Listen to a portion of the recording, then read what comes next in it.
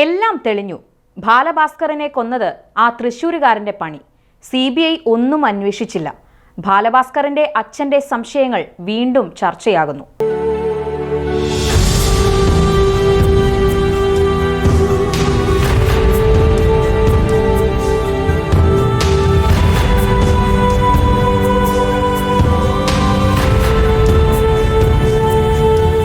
Violinist ബാലഭാസ്കറിന്റെ മരണത്തിന് പിറകിൽ സ്വർണ്ണക്കടത്ത് സംഘത്തിന് ബന്ധമുണ്ടെന്ന സംശയം വീണ്ടും ബലപ്പെടുന്നു.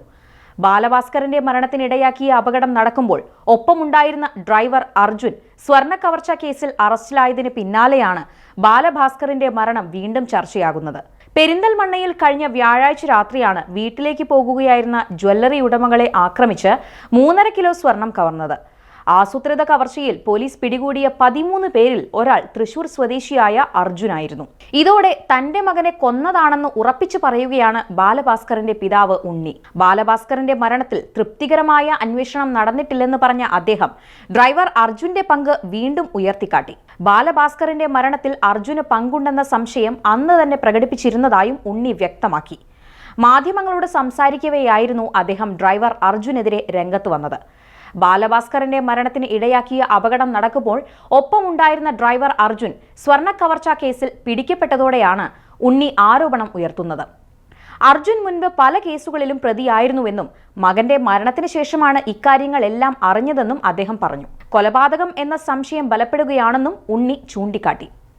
മകന്റെ മരണത്തിൽ കൃത്യമായ അന്വേഷണം നടന്നിട്ടില്ലെന്നാണ് ഉണ്ണിയുടെ ആരോപണം. CBIയും സ്വാധീനത്തിന് വഴങ്ങി കേസ് അന്വേഷണം അവസാനിപ്പിച്ചു. സ്വർണ്ണക്കടത്ത് മാഫിയയുടെ ഇടപെടലാണ് അപകടത്തിലേക്ക് നയിച്ചത്. CBI പക്ഷേ ആ ദിശയിൽ അന്വേഷണം നടത്തിയില്ല. വാഹനം ഓടിച്ചിരുന്നത് അർജുനാണ് എന്നത് മാത്രമാണ് CBI കണ്ടെത്തിയതെന്നും ബാലഭാസ്കറിന്റെ പിതാവ് പറയുന്നു. CBI അന്വേഷണം സംബന്ധിച്ച കേട്ടുകേൾവി മാത്രമാണ് തങ്ങൾക്കുള്ളത്. അവിടെയും ഇവിടെയും തൊടാത്ത റിപ്പോർട്ടാണ് CBI കോടതിയിൽ നൽകിയത്. കള്ളക്കടത്ത് സംഘങ്ങളെ സഹായിക്കുന്ന നിലപാടാണ് അന്വേഷണ സംഘങ്ങൾ പോലും സ്വീകരിച്ചിരുന്നതെന്നും CBI അന്വേഷണത്തിലെ ന്യൂനതകൾ ചൂണ്ടിക്കാട്ടിക്കൊണ്ട് ഉണ്ണി ആരോപിച്ചു. വിഷ്ണു, തമ്പി എന്നിവരാണ് ബാലഭാസ്കറിന്റെ കൊലപാതകത്തിന് പിന്നിൽ. സ്വർണ്ണക്കടത്ത് സംഘമാണ് കൊലപ്പെടുത്തിയത്. ഇവർ കുറച്ചുകാലം ജയിലിലായിരുന്നുവെങ്കിലും പിന്നീട് ജാമ്യത്തിൽ പുറത്തിറങ്ങി. ഇപ്പോഴും സ്വർണ്ണക്കടത്ത് പോലെയുള്ള കാര്യങ്ങൾ തുടരുകയാണ്. ഇവർക്കെല്ലാം ഉന്നതങ്ങളിൽ വലിയ തോതിൽ പിടിപാടുണ്ടെന്നും ഉണ്ണി ആരോപിച്ചു. 2018 സെപ്റ്റംബർ 25 നടന്ന വാഹനാപകടത്തിലാണ് ബാലഭാസ്കർ കൊല്ലപ്പെട്ടത്. ഈ സമയം വാഹനം ഓടിച്ചിരുന്നത് അർജുനാണെന്ന് പിന്നീട് കണ്ടെത്തിയിരുന്നു. അപകടത്തിൽ ബാലഭാസ്കറിന്റെ മകളും മരണപ്പെട്ടിരുന്നു. ഭാര്യ ലക്ഷ്മി ഗുരുതരമായ പരിക്കുകളോടെ ഏറെക്കാലം ചികിത്സയിൽ കഴിഞ്ഞ ശേഷമാണ് ആരോഗ്യനില വീണ്ടെടുത്തത്. CBI അന്വേഷണം നടക്കുമ്പോൾ തന്നെ ബാലഭാസ്കറിന്റെ പിതാവ് അന്വേഷണം തൃപ്തികരമല്ലെന്ന് ചൂണ്ടിക്കാട്ടി ഹൈക്കോടതിയെ സമീപിച്ചിരുന്നു. ഗൂഢാലോചനയുണ്ടോ എന്ന് കണ്ടെത്തണമെന്നാണ് അന്ന് കോടതി പ്രധാനമായും നിർദ്ദേശിച്ചത്. ബാലഭാസ്കറിന്റെ മരണവുമായി ബന്ധപ്പെട്ട് അന്ന് കോടതി ചില സംശയങ്ങൾ ഉന്നയിച്ചിരുന്നു. അത് പുതിയ സാഹചര്യത്തിൽ വീണ്ടും പ്രസക്തമാവുകയാണ്. സെപ്റ്റംബർ 25 സംഗീത സംവിധായകൻ അക്ഷയ് വർമ്മയുമായി കൂടിക്കാഴ്ചയുള്ളതിനാലാണ് തൃശൂരിൽ മുറി ബുക്ക് ചെയ്തിരുന്നിട്ടും രാത്രി തന്നെ തിരുവനന്തപുരത്തേക്ക് തിരിക്കാൻ ബാലഭാസ്കർ തീരുമാനിച്ചതെന്നായിരുന്നു ഒരു വെളിപ്പെടുത്തൽ. പക്ഷേ ഇത് അക്ഷയ് വർമ്മ നിഷേധിക്കുകയാണുണ്ടായത്. അപകടം നടക്കുന്നതിന് ഏതാനും മണിക്കൂറുകൾക്ക് മുൻപ് പ്രകാശ് തമ്പി അപകട സ്ഥലത്തിന് സമീപമുള്ള ATMിൽ നിന്ന് 25,000 രൂപ പിൻവലിച്ചിരുന്നു. 4:30 പ്രകാശ് തമ്പിയും വിഷ്ണുവും അനന്തപുരി ആശുപത്രിയിലും മെഡിക്കൽ കോളേജിലും എത്തിയിരുന്നു.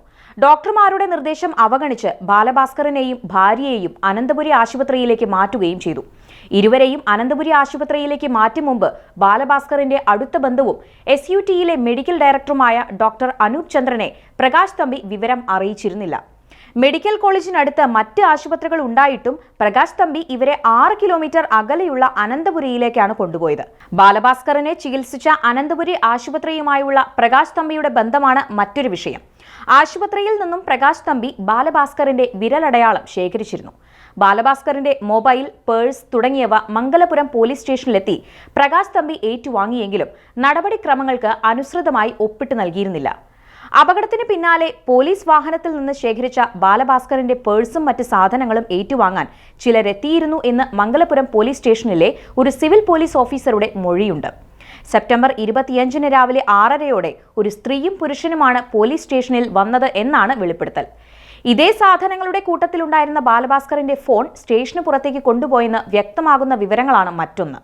സെപ്റ്റംബർ 25 രാവിലെ 7:14 മംഗലപുരം പോലീസ് സ്റ്റേഷൻ പരിധിയിലും ഇന്നേ ദിവസം തന്നെ രാവിലെ 7:35 പേട്ട ജംഗ്ഷനിൽ വെച്ചും ഫോണിൽ കോളുകൾ സ്വീകരിച്ചെന്നാണ് രേഖകൾ ചൂണ്ടിക്കാട്ടുന്നത്. ഇതേ സമയത്ത് തന്നെ പ്രകാശ് തമ്പി മംഗലപുരം കഴക്കൂട്ടം ടവറുകളുടെ പരിധിയിലുണ്ടായിരുന്നു.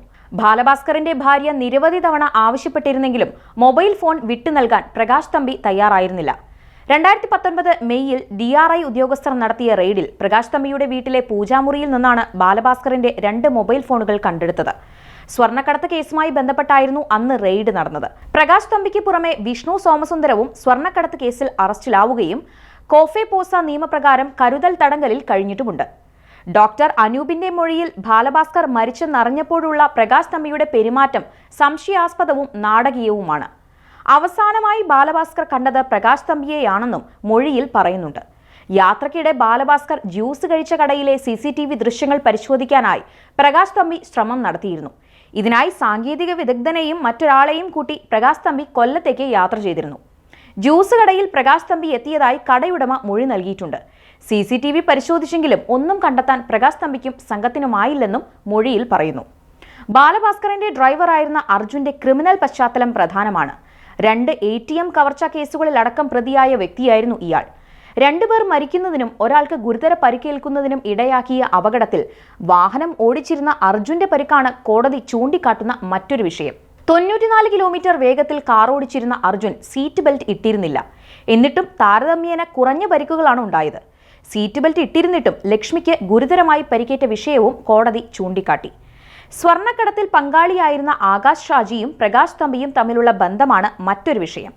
സെപ്റ്റംബർ 24 രാത്രി 10:30 പ്രകാശ് തമ്പിയും ആകാശ് ഷാജിയും തമ്മിൽ 8.5 മിനിറ്റ് ഫോണിൽ സംസാരിച്ചിരുന്നു. ഈ വിഷയത്തിൽ DRI ഇയാളെ ചോദ്യം ചെയ്തിരുന്നു. എന്നാൽ CBI ചോദ്യം ചെയ്തില്ല.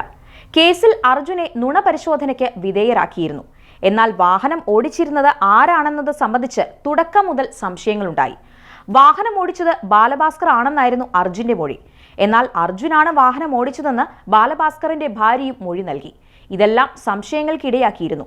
അതേസമയം ഇപ്പോഴത്തെ സ്വർണ്ണ കവർച്ച കേസിൽ അർജുൻ അറസ്റ്റിലായെങ്കിലും ഇതിന് വയലിനിസ്റ്റ് ബാലഭാസ്കറിന്റെ അപകടമരണ കേസുമായി ബന്ധമില്ലെന്നാണ് പോലീസ് വ്യക്തമാക്കുന്നത്.